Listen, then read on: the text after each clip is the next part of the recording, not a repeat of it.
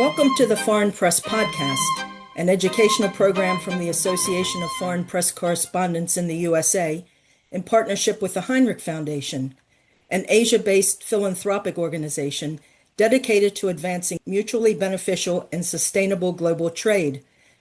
AFPC USA is solely responsible for the content of this episode. I'm Roseanne Guerin, formerly with Radio Free Asia in Washington. Today we're joined by Stewart Paterson, Senior Research Fellow at the Hinrich Foundation, to discuss his timely article, Lessons from How China Played Its Rare Earth Card. Stewart spent 25 years in capital markets as an equity researcher, strategist, and fund manager, holding senior roles in London, Mumbai, Hong Kong, and Singapore. He brings 3 decades of global market experience to his analysis of how macroeconomics shapes trade, geopolitics, and prosperity. Stewart, thank you for joining us. Thank you very much for having me on your podcast. Sure. Before we dive in, here's why this report matters now. It shows how China built a rare earth and permanent magnet monopoly over decades, and how recent export controls have finally triggered a coordinated response from new legislation in the US and EU to alliances like the Mineral Security Partnership. The sobering takeaway is that even with government backing, it will take at least a decade for the United States and its allies to achieve self-sufficiency, and breaking China's grip will require genuine cooperation. And Stewart makes a broader point. This isn't just about rare earths. Other critical inputs, like neon gas, are tied to industrial processes that many advanced economies no longer produce at scale. The lesson is clear. Real economic security depends on building a multilateral trading system grounded in geopolitical alignment. Stewart Paterson, thank you for writing this important article. Let's get into the questions. Before we get into the bigger picture, I'd love for you to walk us through the basics of rare earths, why they matter so much, and which industries depend on them. Well, thank you, Roseanne. So rare earths, we're really talking here about a group of 17 elements with similar chemical properties that ironically actually aren't that rare in terms of their occurrence. What they are, though, is they're diffuse. So commercially viable deposits of rare earths are not so frequently found.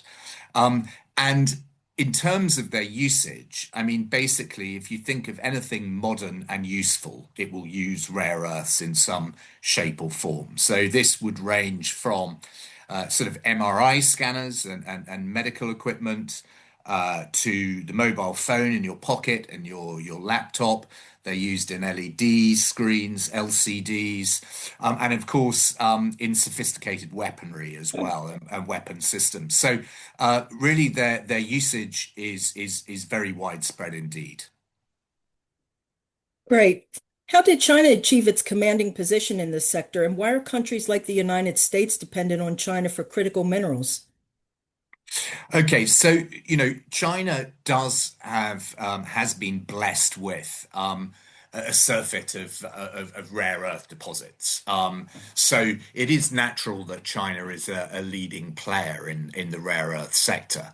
But really, the story of its dominance and, as you mentioned, the rest of the world's dependency on China for rare earths is really a story of industrial policy originated by China. So, in the early 1990s, when Deng Xiaoping made his famous tour of the southern states to articulate his desire for a more modern political economy in China, he said the Middle East has oil and China has rare earths. And so rare earths have always formed in the Chinese Communist Party's mind a strategic value that they believe will be a source of national power.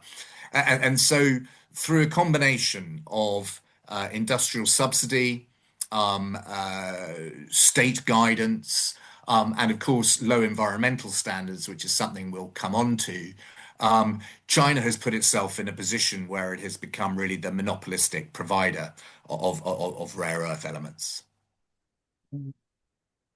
So, given that dependence, what are the concrete risks of relying so heavily on China for rare earths and permanent magnets, especially for defense systems, renewable energy systems, and advanced manufacturing?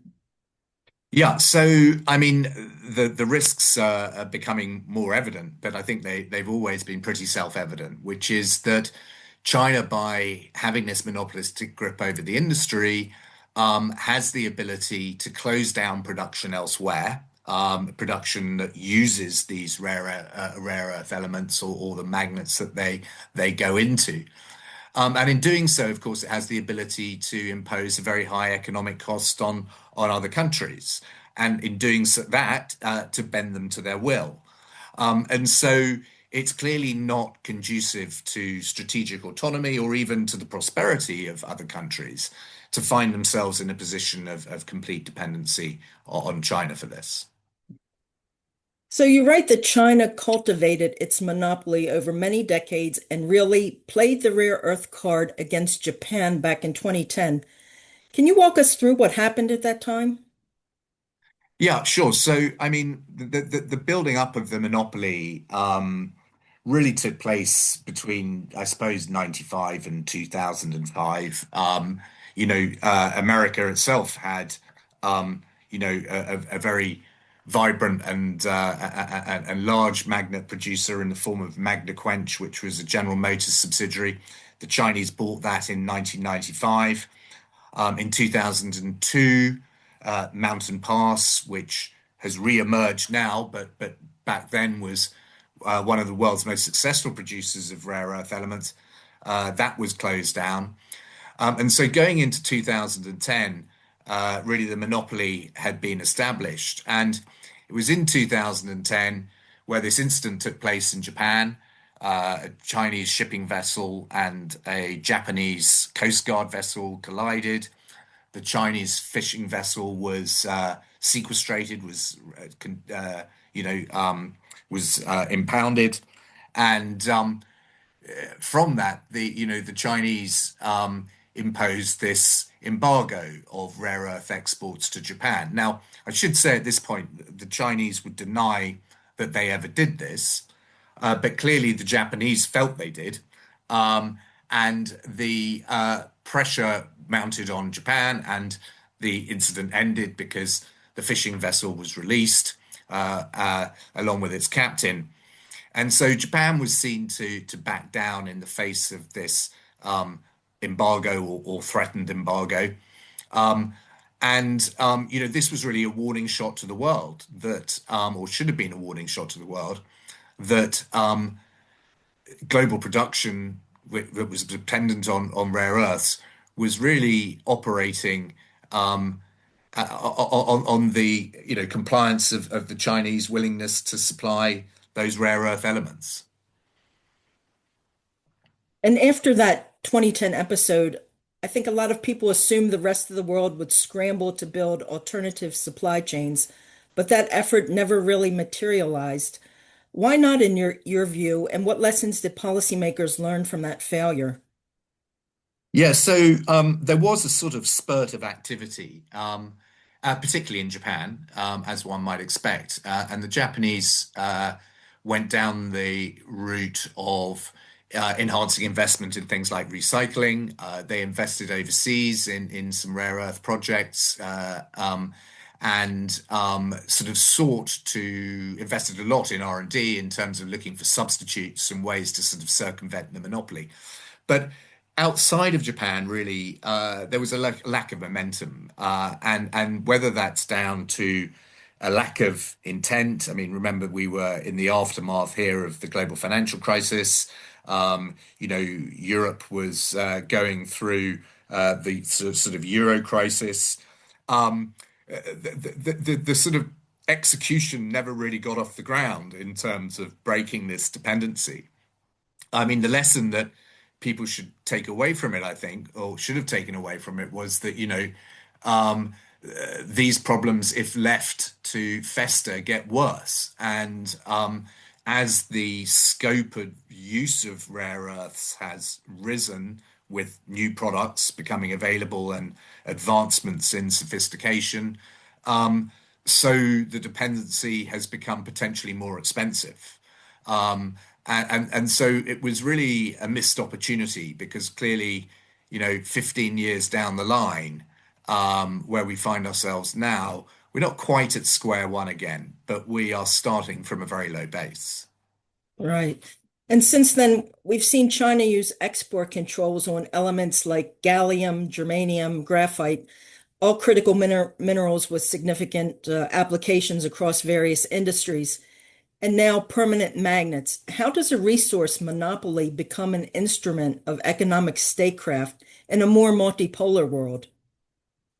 Yeah, so that's a really interesting question, and I think one of the key elements to China's sort of recent policy moves has been to mimic US law, really, in terms of the extraterritoriality that they've attached to export controls, whereby they're saying, we're very happy to export these. Um, Rare earth elements to a particular country under license. But if you are then re-exporting them, even in minute quantities and even in some other product, then China wants to know about it and China wants to retain control of that. So obviously, in a multipolar world where the Chinese might well want to differentiate between, say, exporting directly to the United States for some product that would end up in the military usage and exporting to, say, India for some sort of civilian usage. The Chinese, by mimicking these US sort of secondary sanctions, are quite capable of ensuring that the rare earths end up where they think they are. And of course, in doing so, and by forcing companies to comply with these restrictions, they themselves are harvesting huge amounts of very useful information about foreign supply chains and where these elements end up. So it serves a double purpose as well in terms of them gathering more insight into the various supply chains outside of China. So, fast forward to today. How are the US, the EU, and key allies now responding to this chokehold on rare earth elements and magnets? Yeah, so obviously we've seen a lot of legislation passed. Broadly speaking, critical minerals, that's critical raw materials. The terminology differs by geography. We've seen these alliances formed in terms of groupings aimed at guaranteeing supply chain consistency and resilience, which is all good. But it's really only been in the last year or so that we've actually seen checks starting to be written by state actors to try and back this up, these diplomatic and bureaucratic efforts up with hard cash. And so that is gathering momentum. And it really has been in the last year that you've seen the United States in particular starting to take equity stakes in significant players whose intent is to produce indigenous supply chains. The catchphrase being from mine to magnet is the way the US administration will look at it. And so we are seeing action on this front. I think where I might have a slight criticism of it is whether these direct equity stakes are the right way to proceed or whether some kind of direct subsidy based on production might be an economically more efficient way of doing it. The second issue is about the level of cross-border collaboration, because clearly, when you look at where rare earth deposits are, where refining capacity and processing capacity is most likely to be built, where end usage is, this supply chain is going to have to span continents. and a multilateral approach to breaking China's monopolistic grip here, I think would be the most cost-efficient way, and probably the fastest way, definitely the fastest way of achieving this goal. So yes, there is action. Perhaps it's a bit fragmented, perhaps it's a bit slow, but we are starting to see money spent. So the ball is rolling. All right. And in your article, you mentioned new groupings like the Mineral Security Partnership and the G7 Critical Minerals Production Alliance. For listeners who haven't followed this, what are these alliances actually doing? And are we seeing real projects on the ground yet, or mostly bureaucratic intent? No, we are seeing projects on the ground. I mean, so at the last G7 in Canada, for example, the Critical Minerals Product Alliance, announced funding for projects, and those projects were, already embryonic, and this is putting some financial muscle behind them. So we have moved beyond bureaucratic intent and into, real action. And production is starting to ramp up, but there is a long way to go, and obviously markets are growing. So we're a long way from self-sufficiency. And also in your article, you estimate that the self-sufficiency in permanent magnets for the US and close allies is still at least a decade away, even though the warning signs have been there for about 15 years. What are the biggest bottlenecks that make speeding that up so hard? Whether it's heavy rare earth supply, permitting, financing, or simply surging demand from the energy transition. Yeah, so those are all key factors. So let's take them in turn. I mean, in terms of permitting and the environmental side, I mean, environmental lobbying and delays in permitting, these were key elements in rendering the Western supply chain financially unviable in the first place. I mean, the truth of the matter is that rare earth refining is a messy business, and it is polluting, and society has to accept that that is a cost of self-sufficiency, and there are lots of amazing products that come from rare earths, and there is a trade-off there. The heavy rare earth side is also a problem. China has these in abundance. Outside China, I mean, in raw form, in ore form, they're geologically more scarce. They tend to be tied up in clay-rich sort of earth. The extraction of them is more difficult, and so the heavy rare earth side is problematic. You're dealing with an industry that's growing, 7% a year and potentially faster as we move into energy transition. So, over a 10-year period, the goalpost doubles.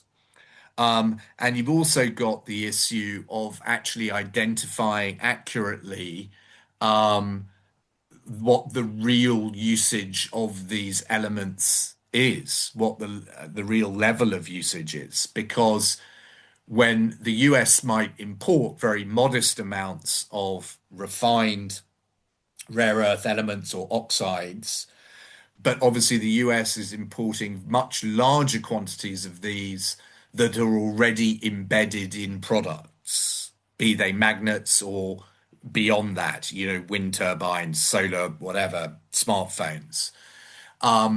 And of course, the magnets themselves are then embedded in these products. So actually ascertaining what self-sufficiency looks like is also problematic. So that combination of a growing market and this identification, quantification of the problem are further complicating factors. Financing has been an issue historically, and this is primarily because where the private sector on its own has gone out and tried to do the right thing in terms of expanding capacity, produce capacity under a profit motive. Um, China, because it controls the prices of these things, has been capable of, artificially suppressing prices. It'll boost demand, boost supply, depress prices, drive potential rivals out of business, and then recoup their losses on the other side of that by charging higher prices. And so the industry has been typified by high levels of price volatility associated with those efforts by China to preserve its overriding market position. So all these issues have been problems. We do seem to be getting to grips now with the permitting issue, with the acceptance of the trade-off in terms of environmental degradation. But the demand is very heavy, and a comprehensive and large, heavy rare earth supply chain is still elusive, I believe. And you lay out two very different ways China could respond to the diversification push, either flood the market to test the West's financial resolve or keep supply tight to maximize leverage. Which path do you think is more likely in the next few years, and what kind of leverage is Beijing trying to preserve? Yes, so this is Beijing finds itself holding this sort of trump card, but it has a limited lifespan. And the first route, which they've historically used, of flooding the market to try and force out competitors, I think that they will shy away from that this time because I think that they, quite rightly, in my view, judge the West's determination to break this monopoly as being complete, and that the financial costs that they could impose by forcing prices down will be fairly limited in the grand scheme of things.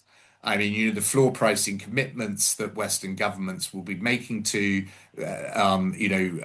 producers outside of China, will really not cost them that much money, relative to what, the economic costs that would be incurred if they allowed the Chinese monopoly to remain. So I think the second route of ensuring scarcity, trying to control who receives these, will be the preferred route. That gives China lots of leverage in terms of negotiating because, as we've already seen, they have the potential to close down, pretty much the entire car manufacturing industry, for example, but by creating this scarcity and these shortages. And so they will be using that for leverage in negotiations with different trade partners. And what they're after with different trade partners will differ according to the partner. But clearly, China knows that it has its own trade dependencies that it's keen to circumvent and wherever possible immunize itself against them being weaponized against her. So, in some cases that will revolve around energy supply. In other cases, the leverage will be used to try and maintain market access, asymmetric market access in many cases. In some cases, it might be used to try and facilitate intellectual property exchange.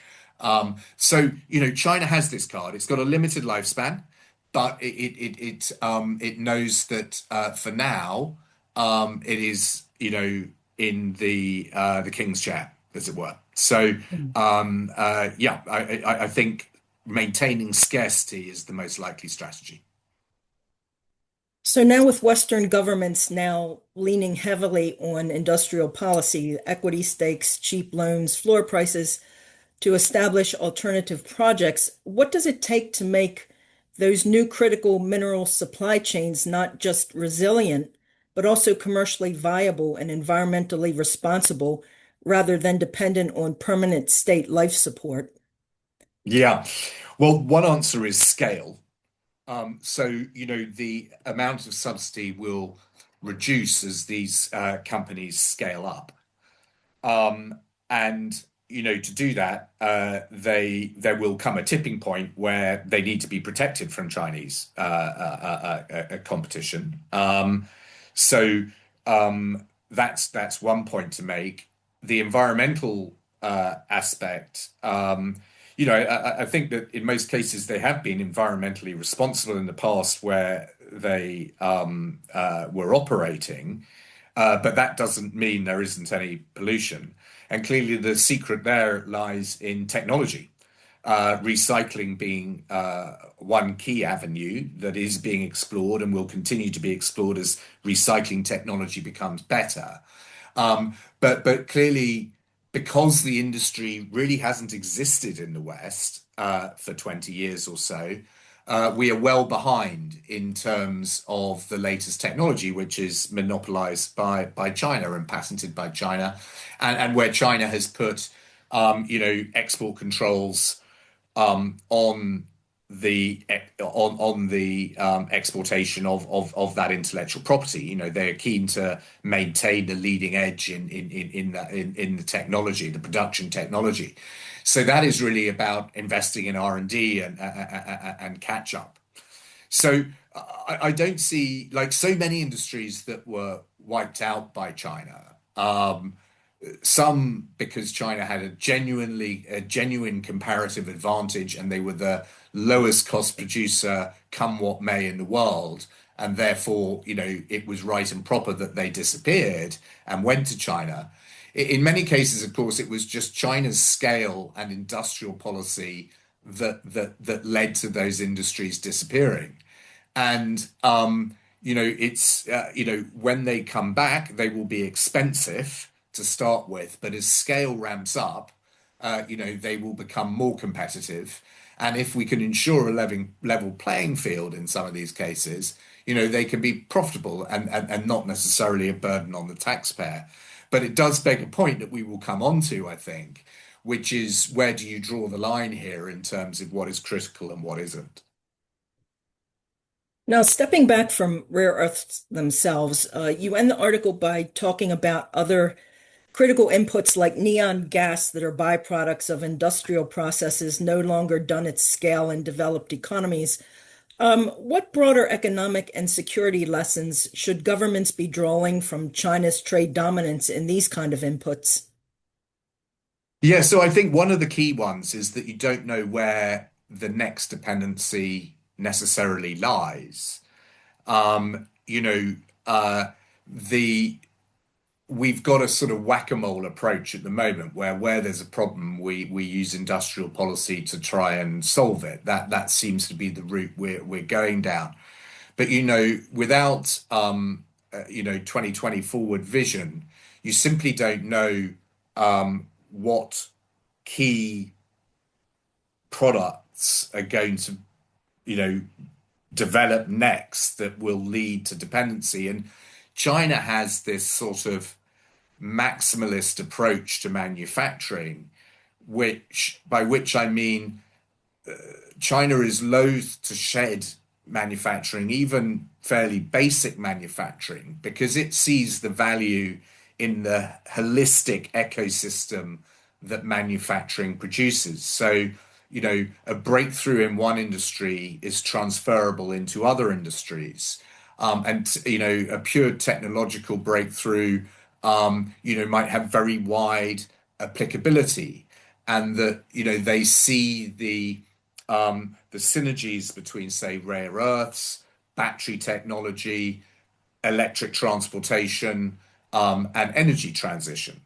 And so these overlapping economic ecosystems all operate alongside each other and become self-reinforcing.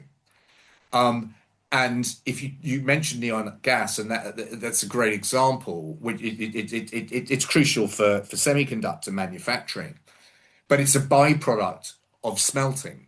So if you don't smelt aluminium and or steel in large quantities involving using blast furnaces to pump oxygen into these, and it's from the compression of the oxygen that you get the neon gas.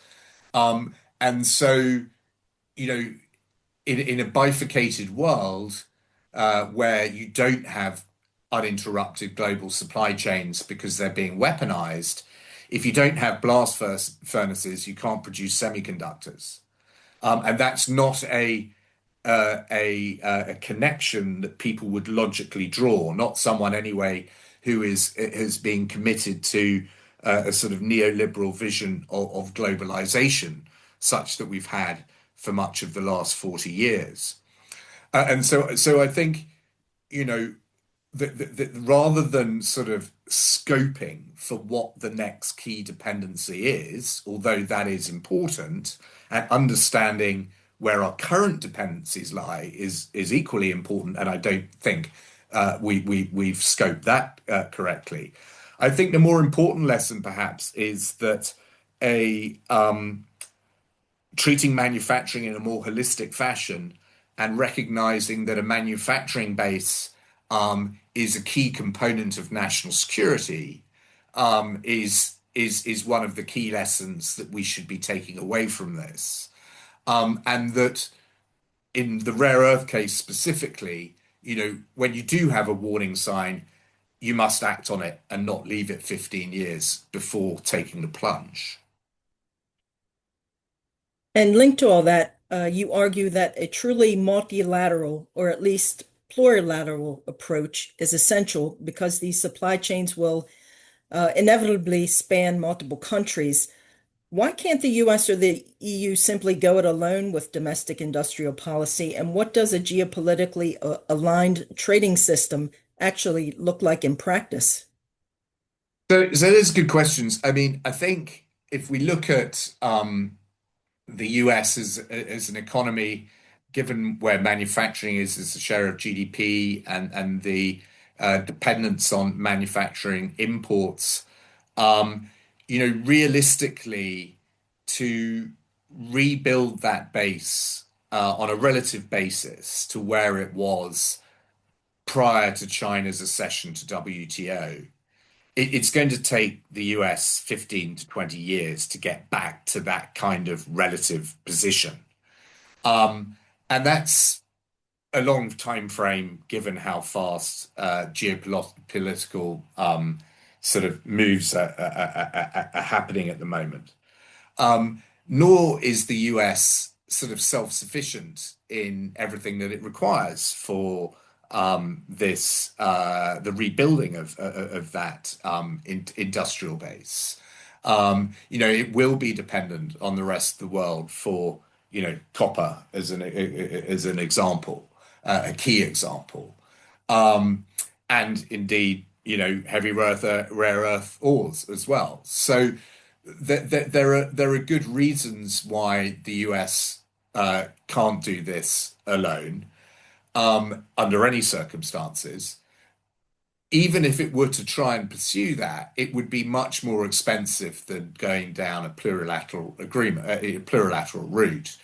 The EU simply, at the moment, you know, just doesn't have the wherewithal to pursue this sort of strategic economic autonomy on a meaningful time frame.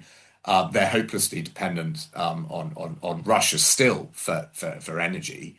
And you know, the industrial base in Europe is undergoing a second China shock now that the US has sort of put up its barriers and said, well, we're not going to see the rest of our industrial base being wiped out by overcapacity and Chinese exports.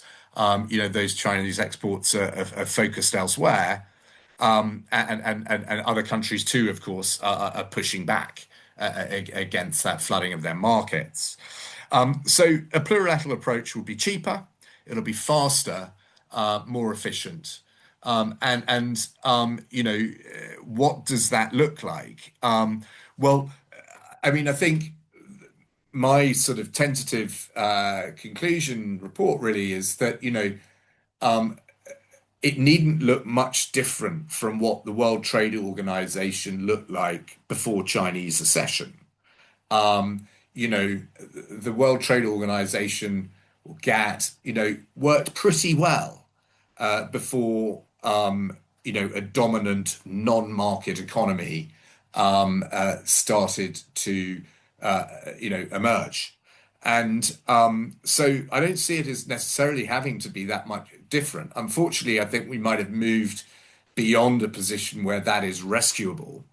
And therefore, I would see sort of alliances of like-minded nations forming around, uh, you know, critical industries, um, and genuine supply chains spanning continents opening up. Now, I mean, clearly, I think the current U.S. administration um, has made clear its frustration with the transatlantic alliance up to a point and is pivoting to the Western Hemisphere, um, and perhaps sees that as a sort of a self-contained economic zone. I would think that Europe has quite a lot to offer in the race to immunize like-minded countries against the weaponization of China's monopolistic position in manufacturing, and Asian allies too. I mean, taken together, the United States, Japan, Germany, and South Korea do have a sort of a dominant position or a near dominant position in a lot of the technologies of the future. And so that is a very good base to work off, a much better base to work off than just America alone, I would argue.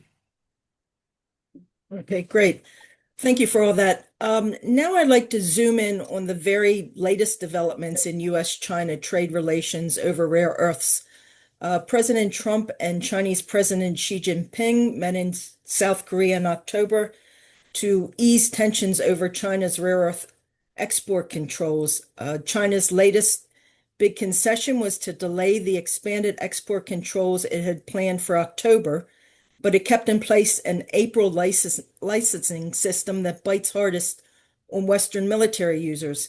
How do you interpret that move, and how does it help Beijing look conciliatory while still keeping maximum leverage over U.S. national security supply?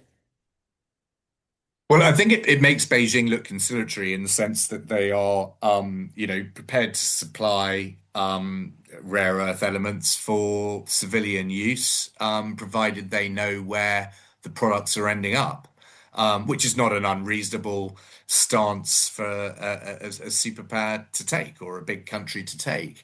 I mean, the US likewise,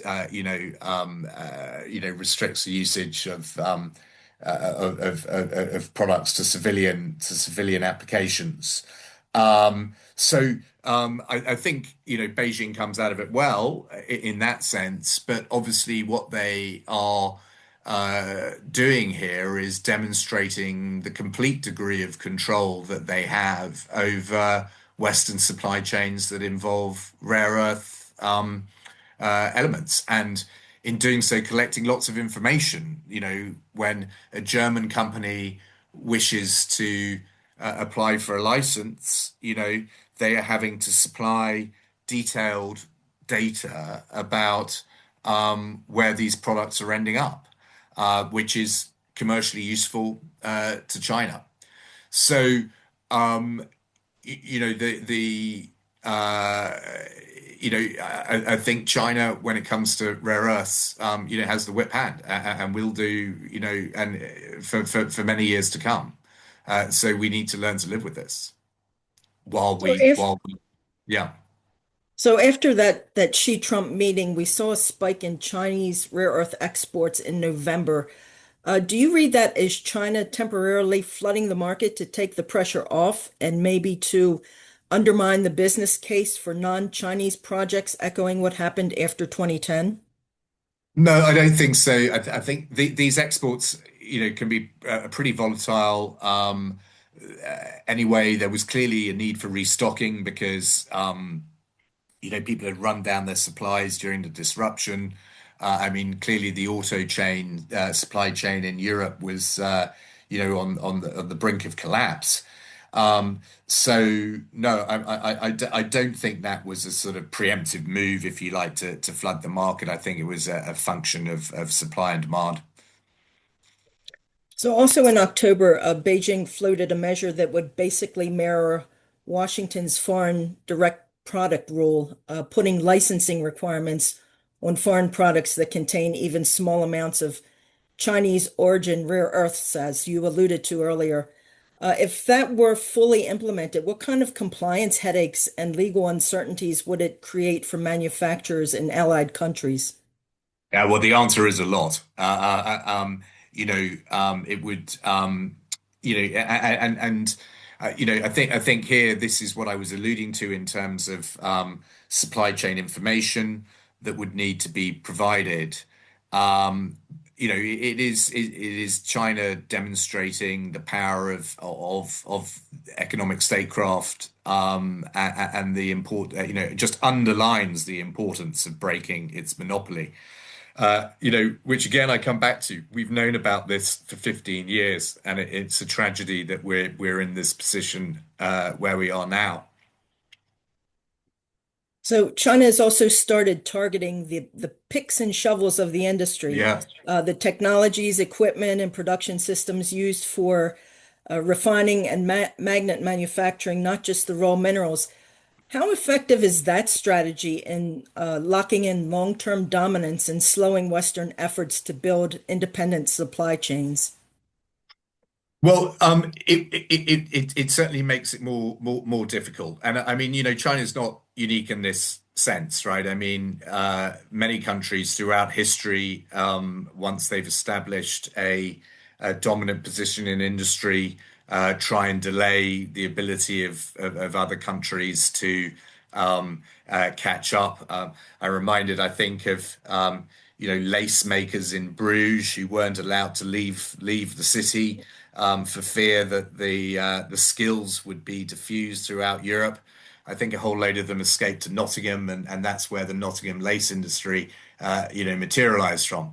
I mean, closer to home, obviously, in semiconductor design, for example, US is not keen for US software design, semiconductor design software to permeate out of the United States. So, as you rightly say, the Chinese are imitating US legislation, the foreign direct product rule here, in terms of their extraterritorial control of where the product ends up. And they are trying to safeguard their intellectual property that they've built up over the decades in the sort of technology around refining and processing and magnet manufacturing. Um, you know, Western multinationals were not so careful when they engaged with China, and were induced to give away a lot of their intellectual property, um, either by coercion or out of greed to access the China market. The Chinese have tighter control over their economic agents, their corporate sector. I suspect the Chinese will be more successful potentially at keeping hold of their intellectual property pertaining to rare earth refining. But necessity is the mother of invention, and there are Western breakthroughs and people, particularly in the recycling area, designing processes that will improve the efficiency. And so, yeah, China might hold things up a bit with their safeguarding of their own intellectual property, but I don't think it's going to in any way prevent Western countries from achieving self-sufficiency. It might just slow it up a bit and make it more expensive. So we're also seeing controls spread beyond rare earths to things like artificial graphite for electric vehicle batteries, and high purity silicon for semiconductors. Does that signal a broader geopolitical strategy to reinforce chokeholds across the whole high-tech and energy transition economy rather than treating rare earths as a one-off case? Yeah, I mean, I think we have definitely entered an area of, an era of geoeconomic competition, in which um, trade dependencies are weaponized, and in which powers are looking to flex their economic muscles, and use their strength to, shape the world to their advantage. And China having taken on this mantle of the factory of the world finds itself in a very strong position, has put itself deliberately in this very strong position of having at least an oligopolistic grip, if not a monopolistic grip, over large areas of very important manufacturing, which are crucial for other countries' critical national infrastructure, for energy transition, for a whole range of objectives. And clearly, China is flexing its muscle at the moment, and demonstrating that, as things stand, the world needs it. The flip side of that is that what they are also in doing is inducing policy responses, and those countries that react fastest and execute on policies the best will find themselves in strong positions too, as the sort of alternative supplier. And at the moment, I think the US is certainly leading the EU in terms of its taking these trade dependencies seriously, and implementing action. So on the US side, Washington still depends heavily on China for rare earth imports. But the Trump administration recently signed a major deal with Australia to boost mining and processing projects. How much does this agreement change the picture, and how difficult will it be to build similar partnerships with other allies? No, so it does change the picture. It's important to see Washington sort of reaching out to other countries with expertise, particularly like-minded countries. So this is important. I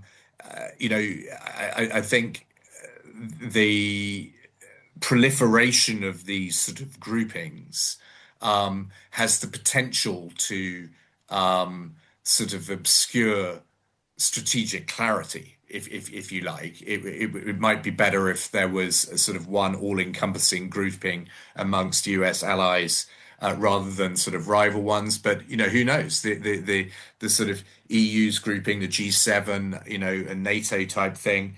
All these, maybe competition will work in terms of speeding things up.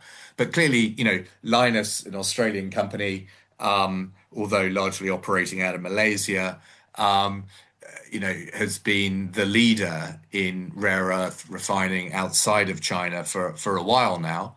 Canada has a lot to offer also in terms of critical minerals more generally, and building, short, like-minded supply chains in critical minerals. So yeah, I think that move by Washington, Australia, and Canada, these are good moves. Okay. And China's 1 year pause on the expanded export control for rare earths offers a small window of relative stability. But if you were advising the US government, what concrete steps would you prioritize in that window, whether that's coordinated strategic stockpiles or clear allocation protocols for defense or targeted support for specific projects? Yeah, so I mean, it's all of the above, but I mean, I clearly, stockpiling, the responsibility of that lies not just with the state. I think one of the issues for private sector actors, users of these magnets and rare earths, is that they've been so addicted to just-in-time inventory management, that needs to be replaced with a just in case approach to inventory management, particularly for these critical minerals which are so vulnerable to geopolitically induced supply chain shocks.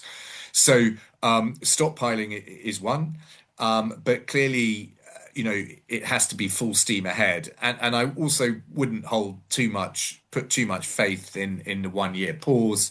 I mean, China has the ability to go slow on the licensing. At the end of the day, this is a piece of paper. It's not, in any way, I don't think a strong commitment. And I think I'm right in saying that China did not go back on its licensing requirements. It was just the very latest export controls that it agreed to put on hold for a year. So it doesn't really change very much. But if there is sufficient supply in that window and that window stays open, then clearly stockpiling is prudent. So before we wrap up, I want to ask about how all of this should be covered in the media. For foreign correspondents covering U.S.-China trade and the rare earth sector more broadly, what are the biggest pitfalls or common misunderstandings to avoid when reporting on China's export licensing and extraterritorial controls? Yeah, so I think to me the main pitfall is not to confuse rare earth ores with processed and refined products and the end product magnets. You often see people talking about where rare earth ore reserves are in the world, for example. That is not really how China cultivated its monopoly. China cultivated its monopoly by dominating the intermediate processes. So I think that's the most common sort of journalistic shortcoming that I've come across. And the other thing I think, licensing is not the same as an embargo, but the licensing process is obviously, in the behest of the Chinese state. And so the Chinese state reserves through that the capacity to control supply. There is no guarantee that because you got a license before, you'll get a license again. So, the rollback, the 1 year moratorium or whatever, that doesn't mean that the issue disappears for a year at all. And when journalists try to gauge whether diversification is actually happening beyond big press releases, what concrete metrics or milestones should they track? Say, for example, around the 25 projects highlighted by the G7 Critical Minerals Production Alliance and similar initiatives. Yeah, so I think you should go straight to the companies, to be honest. MP Materials would be a good one if you were trying to track, US magnet production because the companies have an incentive to tell you where they're listed, particularly they have an incentive to tell you what their progress has been. Linus, of course, is also listed. The listed companies will provide you with pretty much quarterly updates of where they are. They will also provide you with updated market assessments because obviously they right at the coalface in terms of supply demand imbalances, etc. So I think the companies are a very good source of information for that. Right. And your report highlights vulnerabilities that most audiences rarely see. For example, going back to the neon gas as a byproduct of industrial processes no longer carried out in advanced economies. How can journalists tell these kinds of hidden dependency stories in a way that's both accurate and engaging for a general audience? Yeah, so there's not an easy way to find these, but I think one of the issues has been that um, because of the sophistication of the products that people use in the modern age, and the just enormous number of components and inputs that go into just what we consider to be the most fundamental products in our life, like a smartphone in our pocket.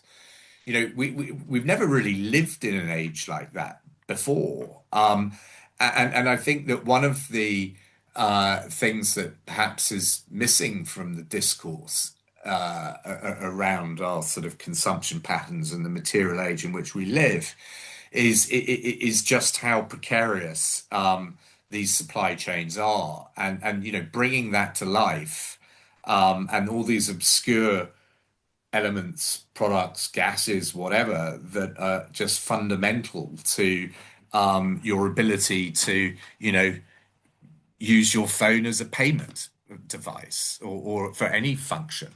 Um, I think that would be a great gift that journalism could give to the population to make them aware of this. And finally, beyond the Heinrich Foundation, what public agencies, data sets, or government reports would you point journalists to if they want solid, up-to-date information on rare earth supply chain diversification, especially around heavy rare earth sources outside China? Yeah, so well, I think CSIS have a very good program on critical minerals and rare earths. So I would definitely use their website. That's all free and available, publicly available information. Rare Earths Exchanges is another organization which is sort of more market driven, and it has a particularly good news section there on developments in the industry, in the critical mineral industry. But the government agencies, both in Europe and I mean Europe in the broader sense, not the EU, but that European countries, and also the United States themselves, government agencies, produce good research on where we stand. I mean, it would have been great if they'd been doing that 10, 15 years ago. But now that people have grasped the nettle, as it were, and seem to understand the critical nature of this, there are a plethora of good state-driven sources. So information is not that hard to come by if you look for it. Well, Stuart, thank you so much for sharing such sharp insights into the rare earths challenge and the bigger lessons on economic security. Well, thank you very much for having me on the podcast. Great. And to our audience, thanks for listening. I'm Roseanne Guerin, and this has been the Foreign Press Podcast, brought to you by the Association of Foreign Press Correspondents in the USA in partnership with the Heinrich Foundation. AFPC USA is solely responsible for the content of this episode.